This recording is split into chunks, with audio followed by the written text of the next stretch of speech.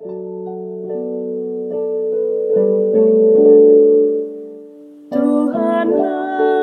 kekuatanku, Tuhanlah nyanyianku, Dialah keselamatanku. Jikalau Dia di pihakku, terhadap siapakah ku gentar? Tuhanlah kekuatanku, Tuhanlah nyanyianku, Dialah keselamatanku. Jikalau Dia di pihakku, terhadap siapakah ku gentar? Tuhanlah kekuatanku, Tuhanlah nyanyianku, Dialah keselamatanku. Jikalau Dia di pihakku, terhadap siapakah ku gentar? Tuhanlah kekuatanku, Tuhanlah nyanyianku, Dialah keselamatanku. Jikalau Dia di pihakku, terhadap siapakah ku gentar?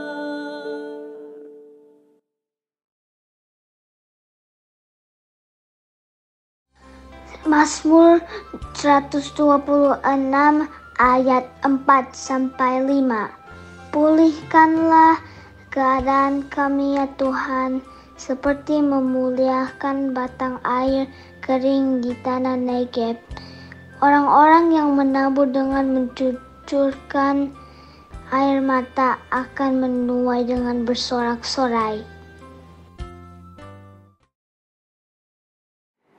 Selamat pagi saudara-saudara, bertemu lagi di Persekutuan Doa Pagi tanggal 11 Desember 2020. Kita mau mengawali hari kita dengan membaca dan merenungkan firman Tuhan. Mari sebelumnya kita satu di dalam doa. Tuhan Allah kami mengucap syukur kepadamu untuk pagi yang baru, untuk hari yang baru, untuk kesempatan kami melakukan hal-hal yang baik, yang lebih baik dari kemarin. Oleh karena itu, biarlah kami mengawali hari kami dengan membaca dan merenungkan firman Tuhan. Sehingga dengan demikian, apa yang kami dengar bisa memberikan kami arahan untuk hidup dengan baik, memberikan kami semangat, pengharapan, sukacita untuk hidup memuliakan nama Tuhan. Dalam nama Tuhan kami Yesus Kristus kami berdoa. Amin. Saudara-saudara, saya akan membacakan Alkitab dari 1 Tesalonika pasal 5, ayat yang ke-16 sampai dengan ayat yang ke-24. Bersukacitalah senantiasa, tetaplah berdoa. Mengucap syukurlah dalam segala hal, sebab itulah yang dikehendaki Allah di dalam Kristus Yesus bagi kamu. Janganlah padamkan roh, dan janganlah anggap rendah nubuat-nubuat. Ujilah segala sesuatu dan peganglah yang baik. Jauhkanlah dirimu dari segala jenis kejahatan. Semoga Allah damai sejahtera menguduskan kamu seluruhnya. Dan semoga roh, jiwa, dan tubuhmu terpelihara sempurna dengan tidak bercacat pada kedatangan Yesus Kristus Tuhan kita. Ia yang memanggil kamu adalah setia, Ia juga akan menggenapinya. Demikianlah pembacaan firman Tuhan, saudara-saudara. Alkitab kita ini berisi dengan perintah-perintah yang rasanya bagi kita sebagai manusia mustahil untuk dilakukan. Impossible. Kasihilah musuhmu. Berdoalah bagi mereka yang menganiaya kamu. Itu rasanya sulit sekali, bahkan tidak manusiawi. Dan saudara-saudara, surat Tesalonika yang baru saja kita baca ini, walaupun mungkin tidak seberat perintah yang tadi saya sebutkan, tapi juga perintah yang rasanya agak mustahil. Dikatakan bersukacitalah senantiasa, tetaplah berdoa, mengucap syukurlah dalam segala hal. Saudara-saudara, bagaimana orang bisa senantiasa bersukacita? Bukankah ada begitu banyak hal yang kita hadapi yang membuat kita sulit untuk bersuka cita? Nah, tetapi kalau kita lihat di Alkitab, nasihat ataupun perintah untuk bersuka cita bukan hanya ada di surat Tesalonika ini. Ya, dalam kitab Mazmur, dalam kitab Amsal, dalam surat-surat yang lain, dalam ajaran Tuhan Yesus, dalam Perjanjian Lama dikatakan bahwa bersuka cita itu adalah sesuatu yang perlu dilakukan. Ya, masukilah gerbangnya dengan sorak-sorai dengan sukacita. Hati yang gembira adalah obat. Jadi kalau bicara soal being joyful, ya, rejoice, bersuka cita, ini sesuatu yang ada banyak disampaikan di Alkitab. Tapi saudara-saudara, seperti tadi saya katakan, tentu tidak mudah untuk senantiasa bersuka cita. Apalagi ketika hidup kita mungkin di zaman sekarang ini makin banyak tantangannya. Nah, oleh karena itu, kata rejoice di sini, saudara-saudara, bersuka cita di sini bukan soal apa yang tampak di luar, bukan soal kita selalu cengengesan, ya, bukan kita selalu ketawa-ketawa, bukan juga kita menjadi orang yang humoris, bukan soal itu.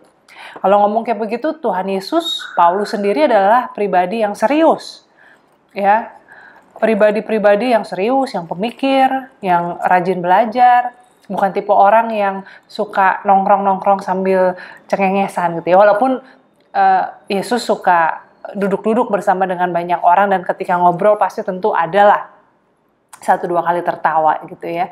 Tapi saudara-saudara, bersuka cita di sini bicara soal mental batin kita. Bicara soal sesuatu yang internal.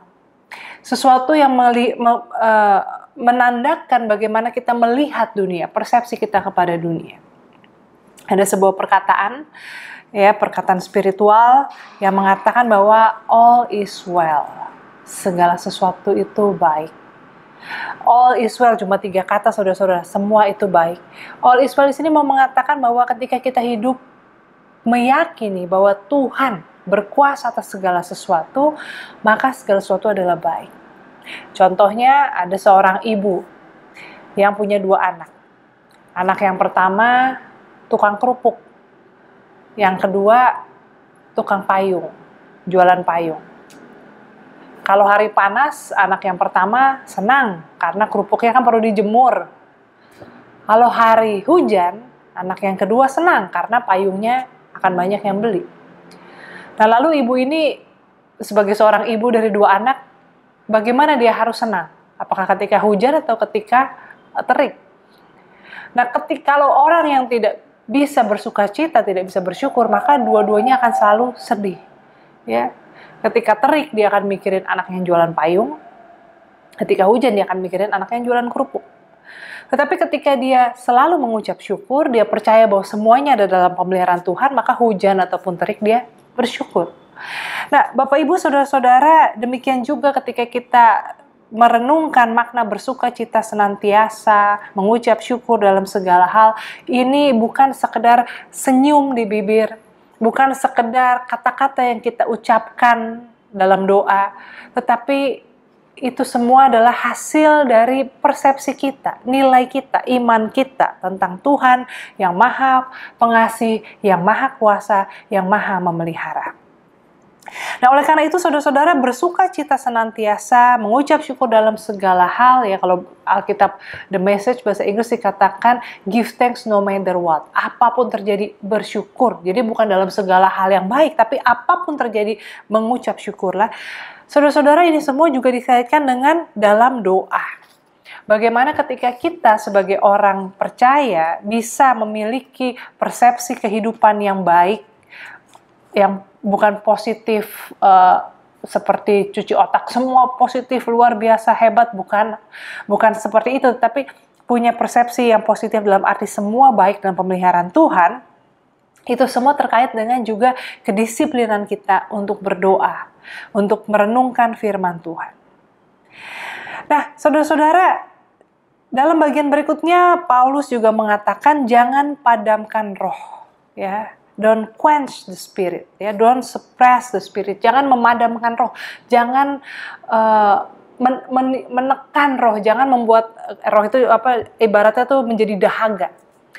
Nah saudara-saudara, kalau kita baca kemudian juga dalam ucapan berkat dikatakan semoga Allah damai sejahtera menguduskan kamu seluruhnya dan semoga roh, jiwa, dan tubuhmu terpelihara sempurna. Saudara-saudara, manusia terdiri dari tubuh, jiwa, dan roh.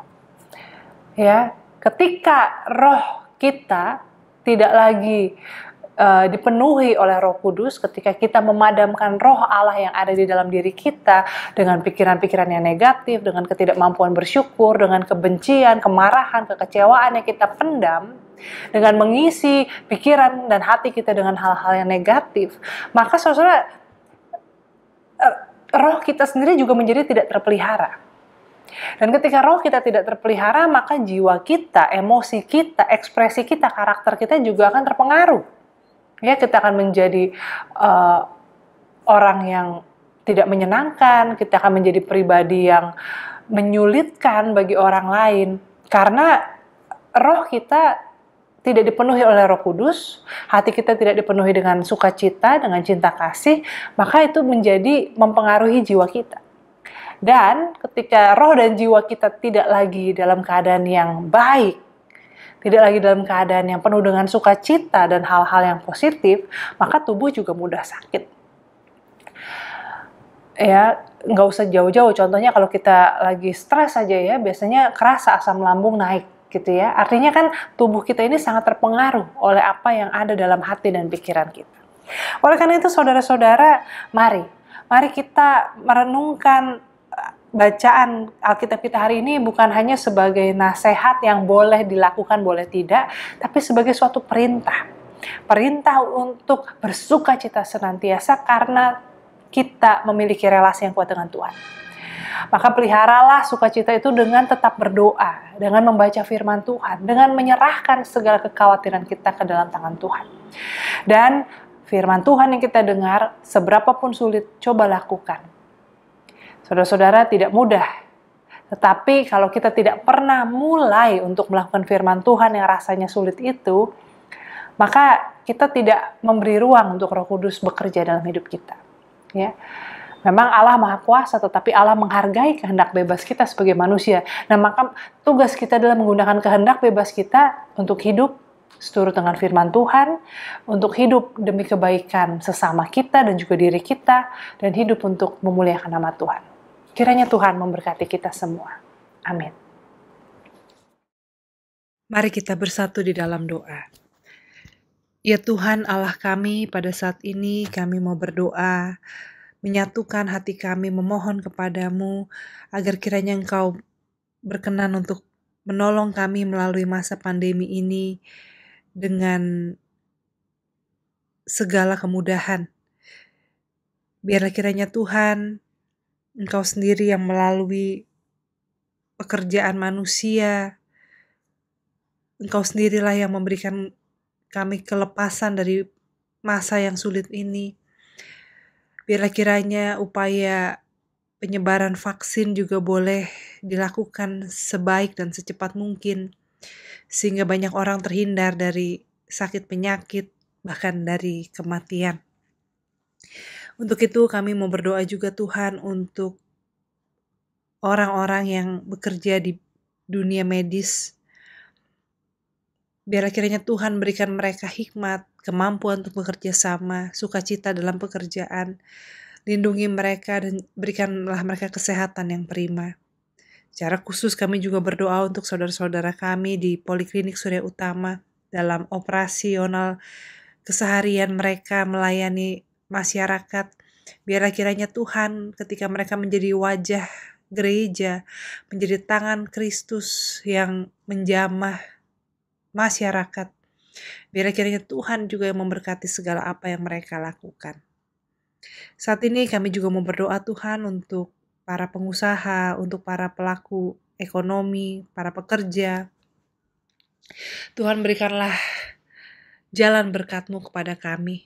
Biarlah kiranya kami boleh bekerja sebaik mungkin dengan daya kreativitas dan juga kemampuan untuk tetap terus berbagi sehingga semua orang boleh hidup tercukupi. Saat ini Tuhan kami juga mau berdoa untuk pelaksanaan ibadah dan persekutuan secara online. baik di GKI Surya Utama maupun di setiap gereja. Biarlah kiranya Tuhan, pelayanan online ini walaupun tidak bisa menggantikan persekutuan secara fisik, tetapi justru bisa menjangkau lebih banyak jiwa. Orang-orang yang rindu akan firman Tuhan dan rindu akan kebenaran. Pada saat ini kami juga mau berdoa Tuhan untuk pelayanan sekolah minggu, terutama para guru, mereka yang mempersiapkan bahan, mampukan juga mereka agar bisa menggunakan media online untuk menjangkau anak-anak kami, sehingga mereka benar-benar mengenal Tuhan. Dan walaupun mereka belum bisa bersekolah minggu di gereja, mereka tetap merasakan cinta kasih Tuhan dan mereka bertumbuh dalam pengenalan akan Tuhan. Saat ini kami juga mau berdoa Tuhan untuk saudara-saudara kami di Nusa Tenggara Timur yang saat ini tengah mengalami peristiwa alam di mana banyak warga harus dievakuasi dari tempat tinggal mereka. Biar kiranya ya Tuhan, Engkau yang beserta dengan mereka, Engkau yang menjauhkan mereka dari segala yang jahat, dan Engkau sendiri yang mencukupkan mereka akan segala kebutuhan mereka di masa pengungsian ini. Dan biar kiranya peristiwa alam ini boleh segera mereda dan segala dampaknya bisa diatasi dengan baik.